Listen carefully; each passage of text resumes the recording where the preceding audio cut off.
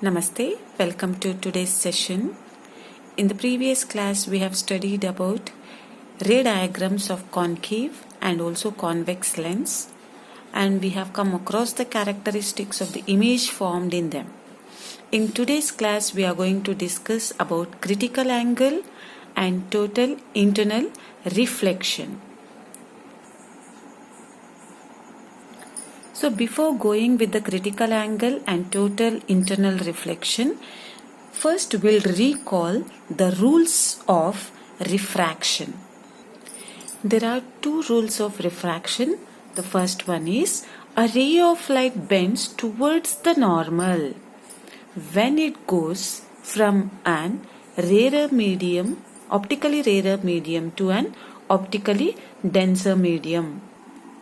Optically rarer medium, where the speed of light travels faster. Optically denser medium, in the sense where the speed of light travels slow. Okay. If this is the interface is nothing but boundary which separates the two medias. The medium 1 and medium 2 is considered here, and beam of light is allowed to fall on the interface, which is nothing but an incident ray. As we know that if it is not traveling into the another media, the light should propagate in a straight way. But this is not the case seen here. It bends towards the normal. This is the normal. It bends towards the normal. This makes angle of incident, angle of refraction. When an incident ray is allowed to move from rarer medium to denser medium, after the refracted ray bends towards the normal. The second case, a ray of light bends away from the normal when it goes from an optically denser medium to an optically rarer medium. So this is the second case. If this is the incident ray and it is the interface moving from denser medium to the rarer medium, the incident ray is moving from denser medium to the rarer medium, the refracted ray is going away from the normal, and this is the normal. The refracted ray is moving away from the normal. If the incident ray is propagating in the same medium, then it should move in a straight way. But since there is a change in the speed of light changes from medium 1 to medium 2, so the refracted ray is moving away from the normal. So with the help of these two rules of refraction, now we'll come across the critical angle and total internal reflection. Critical angle. When we consider the light moves from denser to rarer. We know that when the light moves from denser to rarer, the refracted ray bends away from the normal. Let us draw the diagram. So here taken two medias, medium 1 and medium 2. Medium 1 is denser medium, medium 2 considered as rarer medium. The incident ray is allowed to fall from the denser medium and it is moving towards the rarer medium. We know that light moving from denser medium to rarer medium means the refracted ray bends away from the normal. You can observe this is the normal and this propagating a straight path, and here the refracted ray is bending. So you can observe here, this is the angle between the incident ray and the normal makes angle of incident. The angle between the normal and the refracted makes the angle of refraction. You can observe it is bending towards the normal. Here the incident angle is taken some value. Now if I increase the incident angle, we'll see what happens.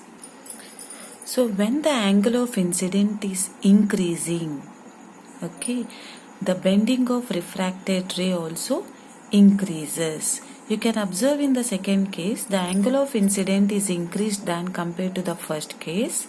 The angle of refraction is also increased. Again it is moving away from the normal when it is moving from denser medium to rarer medium. So again if I increase the angle of incident, again it is bending away from the normal. Still the angle of refraction also increases. You can observe here also, again the angle of incident is increased than compared to the third. Again it is bending. The stage comes where the refracted ray, okay, the refracted ray falls on the interface. Means where the refracted angle becomes 90 degree, where the refracted angle of refraction becomes 90 degree. Okay, the angle of incidence is said to be critical angle. When the refracted ray falls on the interface, then that face, the refracted ray, called as grazing emergent. It falls on the interface by making the refracted angle, that is angle of refraction, 90 degree. When the angle of refraction becomes 90 degree, the angle of incidence is said to be critical angle. When the angle of refraction is 90 degree, then the angle of incidence is said to be a critical angle. So be careful here, children. The refracted ray bends away as much as to just graze the boundary between the two medias, that is from denser medium to rarer medium. When it is 90 degree, that is angle of refraction is 90 degree, then the angle of incident is said to be a critical angle of that medias. If again the angle of incidence is increased, means greater than the critical angle, what happens to the refracted ray? The refracted ray crosses the interface and becomes as reflected ray, because incident ray is in denser medium and reflected ray is also again in the denser medium. That is, angle of incidence becomes equal to angle of reflected ray. Means the incidence and reflection takes in the same medium, refracted takes in the same medium, therefore the refracted ray is said to be as reflected ray, since both are taking place in the same media. So the amount of incident ray you are allowed to fall on the interface, the complete incident ray will get reflected back. Means if you are sending 100% of rays, the 100% of rays will get it back. Therefore we call it as total reflection, since it is taking place in the same medium. Therefore total internal means in the same medium, so total internal reflection. So this case is called as total internal reflection. When you are sending 100% of incident ray, the 100% of rays are getting back, that is reflected back, which takes place in the internally. Therefore we call it as total internal reflection. So total internal reflection is nothing but is the reflection of light that occurs when it strikes an interface at an angle of incidence which is greater than the critical angle for the pair of media. So let me write the definition.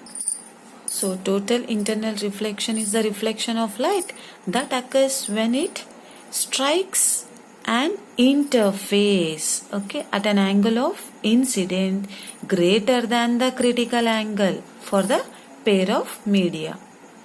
So this is all about total internal reflection. We have come across the critical angle. Critical angle is nothing but whose refracted ray is angle of refraction is equal to 90 degree. Then the angle of incident is said to be a critical angle. When this angle of incident is greater than the critical angle, then refracted ray becomes reflected ray, means it crosses the interface. Then we call it as total internal reflection.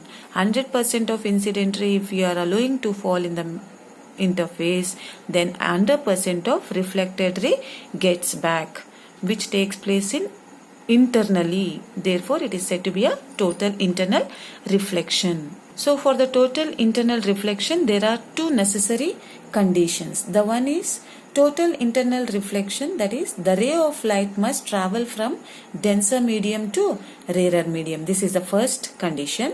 And the second condition is the angle of incidence must be greater than the critical angle. Let me write it.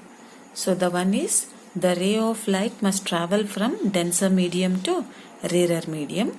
And the second condition is the angle of incidence must be greater than the critical angle. That is, angle of incidence must be greater than the critical angle. This is the second condition.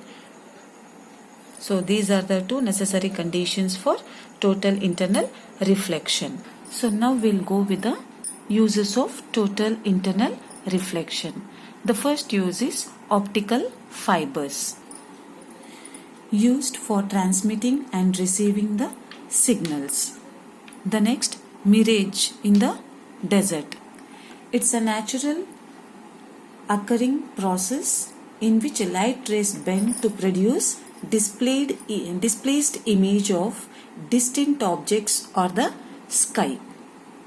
Next, sparkling diamonds. Sparkling diamonds is a diamond sparkles as the rays of light suffer total internal reflection at its various phases.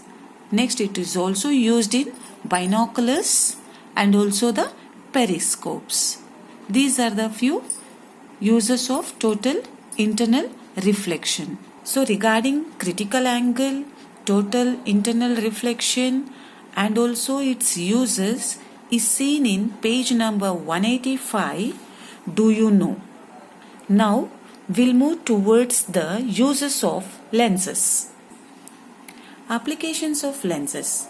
As we all know that lenses find a number of uses and its applications in our day-to-day life. Let me tell you separately concave and also the convex lens. So convex lens, first, it is used in microscopes and magnifying glasses to subject all the light to a specific point. And the second use is convex lens is used as a camera lens in cameras as they focus light for a clear picture. Third, it is used in the correction of hypermetropia.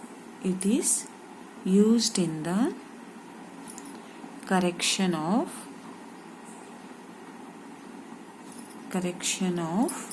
hypermetropia. It's nothing but defect in the eye. To correct the defect in the eye, they are going to use the convex lens, which is also called as far-sightedness, means where they can see the far objects clearly, cannot be seen the near objects clearly. For them, we call them as hypermetropia. To correct their defect, they are going to use the convex lens. Now we'll move to the uses of concave lens. One more point let me tell you. The human eye also has a built-in lens that plays a very important role in its functioning. So the human eye has a built-in lens which is nothing but a convex lens which plays a very important role in its functioning. So no need to write. Let me move with the another lens called as concave lens. The first use.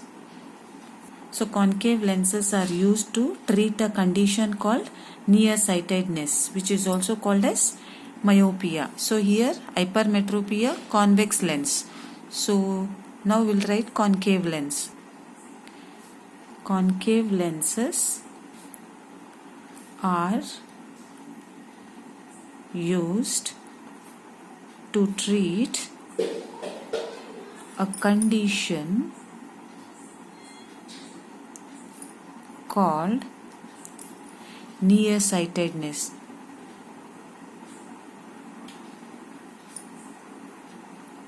Nearsightedness, which is nothing but myopia. myopia means where they can see the near objects clearly but cannot be seen the far objects clearly. For them we call it as myopic person. So to correct that, they are going to use the concave lens. So it is also used in telescope and binoculars to magnify objects. Next, third, it is also used in lasers. It is also used in the lasers, and also it is used in the flashlights in order to magnify the light produced by the source.